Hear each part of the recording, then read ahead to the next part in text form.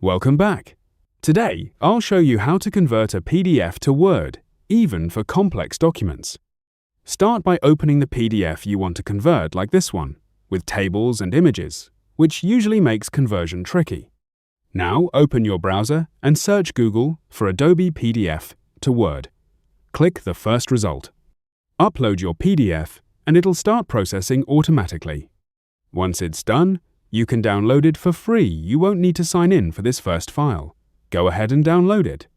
Open the Word file, and you'll see it converted correctly. You can modify the table values, move the images around, and everything matches the original PDF. Quick tip: for your first and second document, you won't need to sign in to download. But if you're converting several files, Adobe may ask you to sign in. Keep in mind there's still a daily conversion limit. Even with a free account for truly unlimited conversions, you'd need their paid plan. And that's it, a simple, free way to convert your PDFs to Word, even with tables and images.